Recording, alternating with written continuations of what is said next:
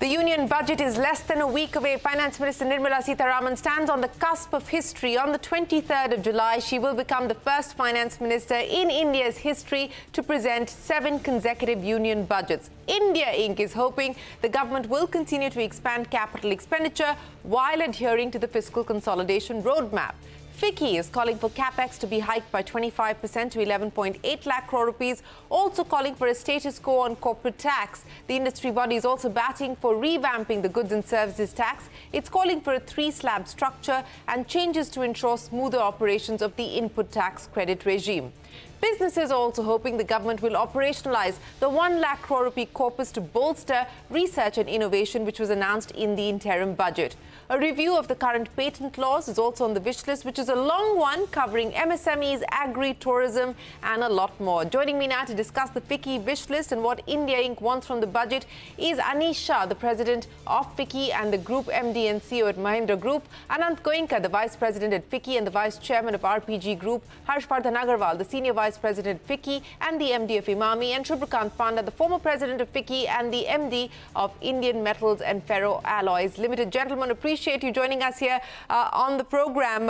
Anish, to you first. You know, in December, the finance minister, just ahead of the interim budget, speaking at another industry event, had said, look, temper your expectations. This is a vote on account. It's an interim budget. Don't expect spectacular announcements. The expectation now is that since that was a matter of fact vote on account in 56 minutes that the finance minister delivered, will this budget deliver on the so-called spectacular announcements? What are you hoping for, Anish? Shireen, first, pleasure being here with you. We are hoping for a continuation of the development-focused agenda. We've been very fortunate that over the last 2 to 3 years, we've seen a very strong development-focused agenda. Capex growth from the government has been significantly increased. It was up 37% last year, and that will set the industry very well for long-term growth. It will set up India very well in terms of being a competitive global power, and that has resulted in a number of benefits with regard to spend on infrastructure, actions that will eventually reduce the cost of manufacturing in India, actions that will also help improve farm productivity. So all of these things have been set up over the last few years in the right way. We would expect that to continue. And in fact, in many ways, that is more important than any spectacular announcements. Yes, continuity is more important than spectacular announcements. And I think if one looks at the complexion of this government, that is what the Prime Minister has done. It is virtually the same set of ministers across some of the key portfolios, including the Finance Ministry, where we do have Finance Minister Nirmala Sitharaman creating history by presenting the 7th consecutive budget. But Anant Goenka, you know, let's talk about what has changed since the interim budget. And the 2 significant factors that are different since the time that the interim budget were presented is that tax collections are even stronger, and you have that RBI bonanza coming in, a higher dividend than what was factored in by the government. In fact, a significantly higher dividend than what was factored in by the government. That's on the math side. On the political side, of course, there is a mandate where the government or the BJP has lost majority. And the question is whether that is going to weigh on the mind of the finance minister and on this budget in any form or fashion. How do you see this balance moving forward? Right. I think it's a great situation that the government is in today, where they do have some good tax collections as well as dividends. So they do have the space, and we hope that they will continue to do the capital investments that they have been doing. We hope to see an increase in capex plans because of the multiplier effect that comes in, employment generation that happens, as well as impact on manufacturing because of improvement in logistics, etc., that come in. So I think that is one big expectation as a result of the investment that is there. Second is, I think that employment generation will be a top priority for the government. We do have a large number of skilled or people who are ready to be employed. On the other side, we are seeing manufacturing needing people. So skilling will be an important priority, I think, or should be an important priority for the government to make sure we are able to match the skills that the industry needs in some way. We've seen great success of the PLI schemes as well. And once again, to boost manufacturing, some continuity in the PLI schemes with a little bit more focus on labor intensive sectors will certainly help. So these are certainly some areas where we hope that the government will continue that work and only add more over time.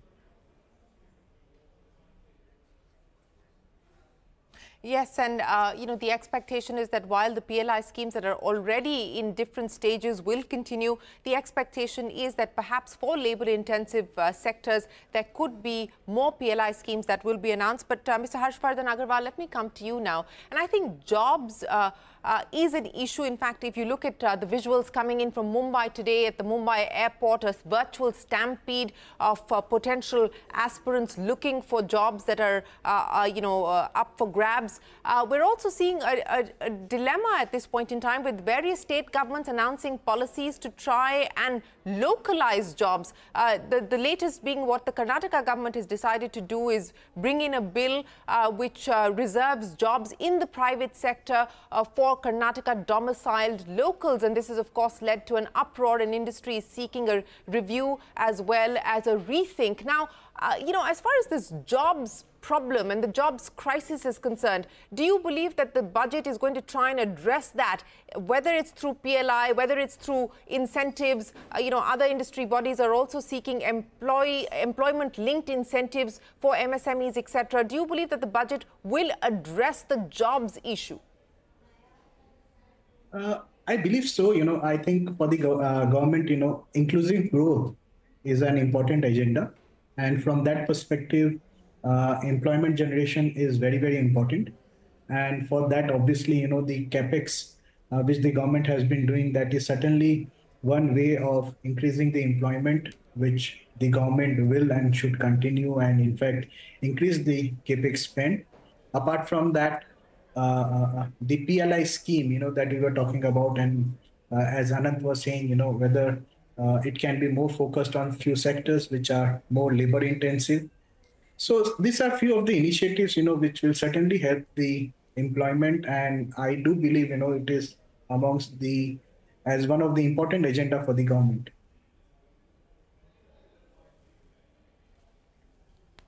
Yes, it certainly will be an important agenda for the government. Shubhrikant Panda, let's talk about what the expectations now are, specifically as far as the manufacturing side is concerned. The hope is that there will be a status quo on rates specifically, but do you expect the government to announce any policy changes, whether it is to do with simplification, ease of doing business, etc., to try and ensure that we continue to attract both domestic capital as well as foreign capital specifically towards manufacturing? So, Shivin, we have spent a lot of time talking in the past and about the importance of the manufacturing sector for India. And, while the services sector has done very well, there is absolutely no doubt that manufacturing also needs to come into play in a big way to ensure that we are able to absorb all the young women and men coming into the workforce. So from that point of view, I think a continuation of what has been done in the past, which is a focus on enhancing the ease of doing business and reducing the cost of doing business. I think these are two very, very important initiatives which must continue. And in fact, just the other day at the FICCI NECM, the Commerce Minister was also talking about wanting more suggestions from industry on how these simplifications could be brought about. That apart, I think, generally what will be beneficial for the manufacturing sector is the capex spend, because that has a multiplier effect, that has a knock-on effect. But if I were to talk specifically about expectations from the budget, there has been some indications about addressing in certain cases where there is duty inversion. Of course, the difficulty is that in some cases that duty inversion is because of legacy FTAs. But nevertheless, duty inversion wherever that is, needs to be addressed in the best manner possible. And finally, I would say that PLI schemes have done very well and should continue. And as Harsha also alluded to, to identify new sectors where there could be more of an impact. Well, let's say, for example, the component ecosystem for some of these sectors which have done well. But at the end of the day, what I hope is that that the government keeps in mind that PLI are limited time interventions and are not a panacea overall for for all that needs to be done to ensure that the manufacturing sector ticks along as smoothly as it possibly can. No, and I think that is conceptually the idea as far as the PLI schemes are concerned. There is a sunset clause for the PLI scheme. But Anish, let me come back to you now and talk about some of the areas where clarity is required now or is awaited on further allocations. For instance, FAME 3 and the Heavy Industries Minister speaking to us just yesterday did indicate that cabinet approval is awaited as far as the FAME 3 scheme is concerned. I don't, Anish, are you being able to hear me? We'll get to Anish in just a second. Let me get Anant in on that. So Anant, FAME 3, a question mark on the allocation. The Heavy Industries Minister seemed to indicate that cabinet approval is pending now. We spoke with the principal scientific advisor who said that they estimate that from an R&D perspective for electric mobility, they require about 1,200 crore rupees, which various ministries are expected to pool together. But this is, of course, at a discussion stage at this point in time. What would the expectations be specifically on these new industries, on these new sectors, these sunrise nascent sectors? What's the ask? Right. So on the sunrise sectors, I think the government has shown the way through PLI schemes. As and when the world changes and new sectors come up, we hope such kind of schemes do continue and India can take the leap forward in the world in terms of these sectors. The second is there is about a 1 lakh crore R&D budget that was laid out in the interim budget in February. Some clarity on that would certainly help in areas such as the sunrise sectors, electrification, and so on and so forth. Electric vehicle adoption has not been at the best levels in the country yet. We are still at just about 2-3% of EV adoption at a macro level. So I think there, and again, the impact of electrification goes through on sustainability, new industry, technology, all of that. So I think the FAME 3 will be an important area for the government to provide clarity on to the industry and then accelerate EV growth as well.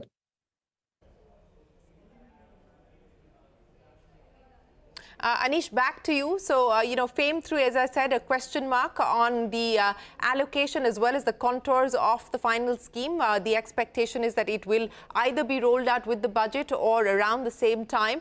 And more importantly, some of the other focus areas, we already have a semiconductor mission. The government has put its plan and a roadmap in place as far as an AI mission, etc. is concerned. There is that R&D fund, which is yet to be operationalized that Anant was talking about. What's the expectation across some of these areas that have found mention previously but are yet waiting for clarity on execution? Shirin, here we expect that there will be clarity, and I must say that the government has done a fantastic job with FAME 2. It has helped transform last mile mobility. If you look at the electric three-wheeler industry in India, as well as the small four-wheelers, tempos and cargo trucks that deliver both cargo and passengers at the last mile in large cities, the industry has gone from 0% electric to 20% electric literally in 3 to 4 years. And we are confident we will get to 100% electric by 2030. And the set of incentives with FAME 2, hopefully continued in FAME 3 and PLI, are what has helped transform this industry. What is even more important is post-2030, the industry will not need incentives. And this is an exact example of how an incentive should work, which is a specific time period, a transformation that takes place that delivers benefits for India in terms of reducing the fuel import bill, in terms of easing pollution in cities. And this is an example that will translate into other areas as well that we've looked at. And therefore, the expectation is that the government will take such targeted incentives and help drive this transformation. Well, speaking of targeted incentives, Shubhrikant, I want to address the issue of providing a thrust to exports, because that's also part of the recommendations that FICCI has put forward to the government. Now, in the conversations that have happened with the officials at the Finance Ministry as well as with the Finance Minister, what is the indication that you have been given in terms of what the priorities can be? Of course, nobody can talk specifics, but, where the government believes that they need to put their might behind certain sectors and champion certain causes. What's the indication given at this point in time? Exports, I would imagine, will be part of that bucket list. So, Shireen, undoubtedly exports are a very, very important part of the agenda, because even as we look to make India a global manufacturing hub, it is obviously important that the local, the domestic market, which is very large, which is integrated due to GST reforms, that will play an important role. But there is no doubting the importance of exports in that equation as well. So from that point of view, I think, from a FICCI perspective, what we have also talked about is there are certain, the whole idea of RoDTEP, which is meant to do away with the effect of local taxes and duties as far as exports are concerned. Certain sectors have been left out, and there is a case for that to be considered, of course, within the overall budget allocations which are available. That apart, I think there is also more than just incentives for exports. I think it is also important, and I'm going a little bit beyond the budget in at this point in time, but looking at FTAs and things like that, operationalizing that, because today FTAs are not just about about access to each other's markets, but it also involves investments, it involves technology transfer. And all of this ultimately have an important role to play in India climbing up the value chain and becoming the global manufacturing hub. So we do expect a continued focus on all of these things. But I would, sector specific, I think is hard to guess. But I would put my money on on the high potential sectors which can really add to India's export numbers and help bring down whatever deficit there is in that regard. Well, that is right. And across different sectors, we have seen the government, whether it is move on bringing in more domestic manufacturing, whether it has to do with the electronics sector or even defense, where we've just seen the government release the 5th list for indigenization. But Harsha, let me come now to consumption, because we've been talking a lot about what the government could or may do as far as boosting investment is concerned. But what about consumption? And what we are seeing today play out across FMCG sales, for instance, is that volume growth continues to be tepid, especially as far as the rural pockets are concerned. What's the expectation now in terms of consumption? Do you actually see the government moving on providing more, to specific targeted groups? For instance, PM Kisan, do you expect the allocation there to be enhanced, indexed for inflation? What's the expectation to boost consumption? I think one of the challenge for the consumption has been the inflation, which has been high due to the geopolitical conditions, etc. So I think, yes, controlling the inflation will certainly help the growth in consumption. Apart from that, the growth in employment or the focus in employment should also help in increase in consumption. This year in rural, the monsoon seems to be good. The predictions are good from the IMD, and hence, that should also help the consumption. Apart from that, whether the government is going to introduce all the initiatives, from the perspective of increasing the consumption, they have taken a lot of initiatives, and I believe, they will continue. Yes, that is certainly the expectation. Anish, coming back to you now, what's the indication, especially as far as rural demand is concerned? There are concerns that we are seeing car makers like even Mahindra resort to price cuts, etc. What's the expectation on demand, and what's the expectation on measures to boost consumption, especially to deal with the rural economy? So, Shireen, we are not very concerned about it right now. We've seen some green shoots on the farm side with tractors, And while there has been a lot of focus on the price cut, this is something that we had in fact talked about 6 months ago. And in the cycle of the vehicle, we had taken up prices and then we brought them down slightly beyond that. And that's just for one model based on its current life cycle. So therefore, it's not something that really worries us in terms of consumption. We are seeing a fairly robust economy. We've seen some softness in pockets last year, specifically in rural. We're seeing some signs of that picking up right now. And on balance, I think things are fairly good.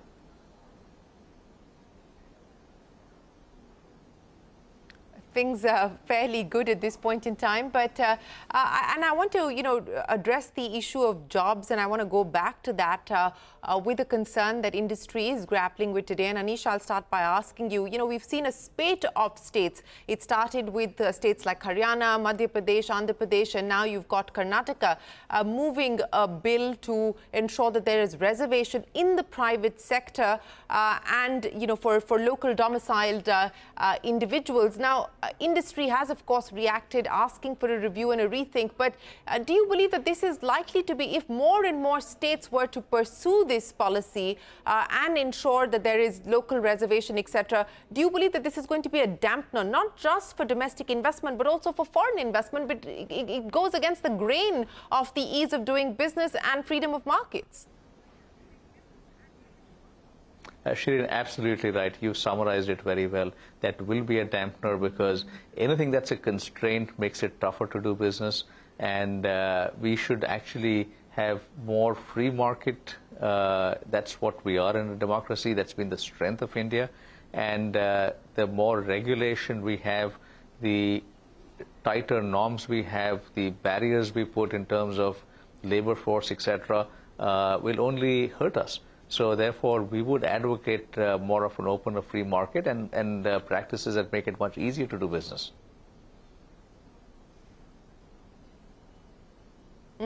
Shubhrikant, weigh in on that.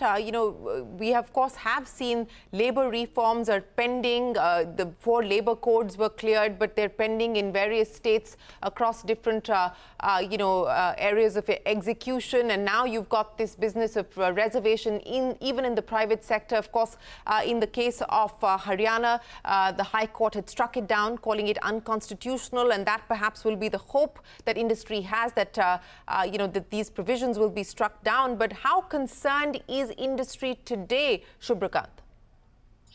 So, Shireen, I fully endorse what Anish said, which is that anything which goes against the grain of ease of doing business is something that ought to worry industry.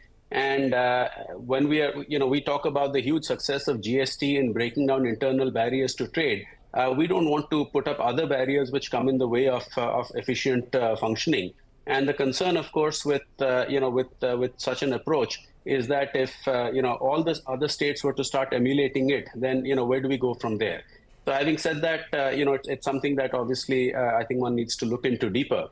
But I also wanted to weigh in a little bit on what you mentioned about the labor codes, because that is also something which is very important. And I think one needs to go ahead, because when we talk about focusing on ease of doing business and reducing the cost of doing business, the obvious intent is to first start out with the low hanging fruit and then go on to more complex reforms. And, in this country, what we need to do when it comes to labor reforms is to look beyond distilling it down to a simple hire and fire, because there is much more that these 4 labor codes achieve, provide protection to workers. They, make things a lot simpler. Compliance becomes a lot simpler. I mean, multiple rules and regulations and laws have been condensed down to 4 labor codes. And therefore, one hopes that there can be a consensus across the political spectrum to say that this is in the best interests of all concerned. And like I said, it's not to oversimplify it and sort of link it to the introduction of hire and fire in India. I don't think that's the intention at all. It does protect both employers and, more importantly, employees in terms of the various aspects. Right. Anish, I'm going to give you the final say. You know, you did say that at this point in time, business confidence is strong and all of you are optimistic about the road ahead in terms of demand visibility. But if there were any specific pain points, and, you know, I've heard many talk about the lack of skilled manpower, for instance. On one hand, you're talking about the lack of jobs. On the other hand, industry is complaining about the lack of skilled manpower. If there are any specific concerns that you believe will move the needle to ensure that we continue to deliver on this 8% kind of growth rate, what would the priority list be for you from Budget 2024? Shireen, I'm going to start with saying that 8% is not enough for India. We need to get into a much higher growth rate, ideally 10% plus, maybe 10 to 12 if we can get there. And we have the ability to do that. A lot of actions have been taken that I would look at as building blocks to enable this to happen. And we need to move faster on skills development. That's going to be critical for this to happen. We need to move faster on making manufacturing the lowest cost in the world, because India can be the manufacturing hub of the world. We have the ability to do that. And India today has a 3% share of global manufacturing. If we are to meet our Viksit Bharat goals, that has to go to 12%. And that really will be the boost for India in terms of its growth. And therefore, the key focus areas I'd look at are how do we get that to happen with lower cost manufacturing, higher quality, and more skills. All right, gentlemen. Well, we will wait to see what the budget delivers when Finance Minister Nirmala Sitharaman rises to speak on the 23rd of July. And we'll have all of you gentlemen back with us to decode the budget in real time and the fine print in real time right here on CNBC TV 18.